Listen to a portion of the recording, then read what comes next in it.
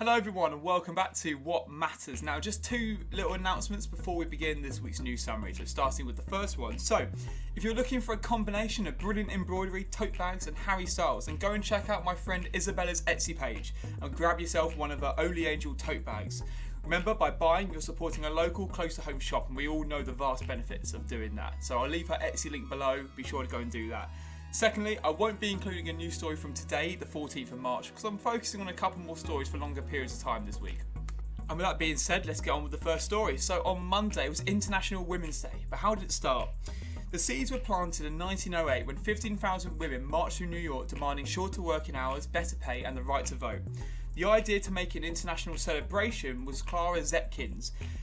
She suggested the idea at a conference of working women in Copenhagen in 1910.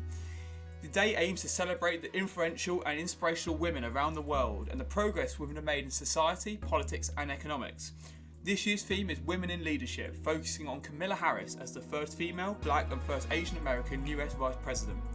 Marches have happened across the world in Bishkek, Mexico, Pakistan, Finland and many more, continuing the striving work for equality at a time where data from the UN Women showed COVID could wipe 25 years of increasing gender equality. On Tuesday, following the Meghan Markle, the Duchess of Sussex, and Prince Harry's interview with Oprah Winfrey about their stepping back from royal duties, Piers Morgan has been criticised by a mental health campaign over his comments on Good Morning Britain about Meghan having suicidal thoughts. He said on Monday's programme, "Who did you go to? What did they say to you? I'm sorry, I don't believe a word she said. I wouldn't believe it if she read me a weather report." He later cleared up he was in disbelief that she didn't get the help she was seeking.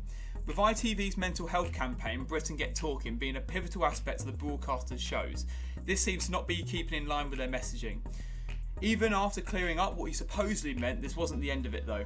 On Tuesday, Alex Berriford, the programme's weather reporter, held Piers to account, resulting in Piers storming off the show and later quitting the programme that evening.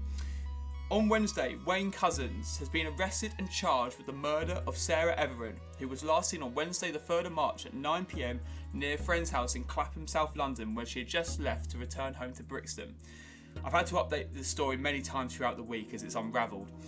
Her parents have described her daughter as beautiful, thoughtful and incredibly kind.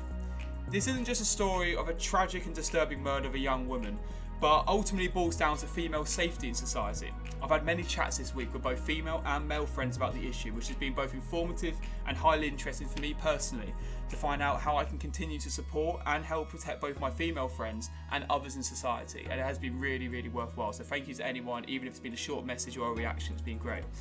Research from the Femicide Census calculates that across the UK, 1,425 women were killed by men in the last 10 years to 2018.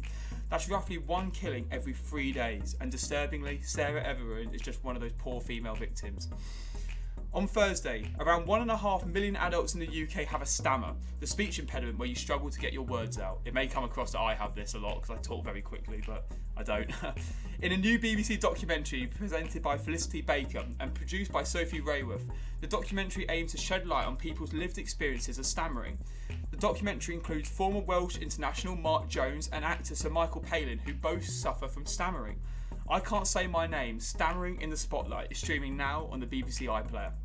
On Friday, more than 3,000 UK email servers remain at risk from a global Microsoft Exchange email flaw. The malicious software detected on 2,300 machines, but Microsoft have had many deleted, so it's getting a bit better. The National Cyber Security Centre estimates that 7,000 servers have been affected by the flaw in the UK and only half have been secured. The Director of Cybersecurity said they are working closely with industry and international partners to understand the scale of the exposure. So if you are a business that has been affected from this, it is advised you go on gov.uk and get support immediately so you don't have a breach of data, and data protection laws are kept in place. And on Saturday, a scheme in the Midlands is encouraging people to scrap their old car to get public transport credits. Owners of cars over 10 years can scrap them in return for cash to spend on public transport. The scheme is offering £3,000 worth of credits for Uber, trains, bus, etc. The scheme's being run by Council in the Midlands and the first trials in Coventry, but you're not allowed to buy another car with the money. The money only works for public transport. So how do you feel about that? Would you trade in your old car for public transport money? I think it's quite a good initiative if you're willing to sort of reduce your car numbers. A lot of people are commuting less, so I think it's a good initiative. Anyway, that is all the news from this week. It's been quite a jam-packed one. I hope it all makes sense. And as always, the links are below. Go and check out Isabella's page, and I'll see you all next week.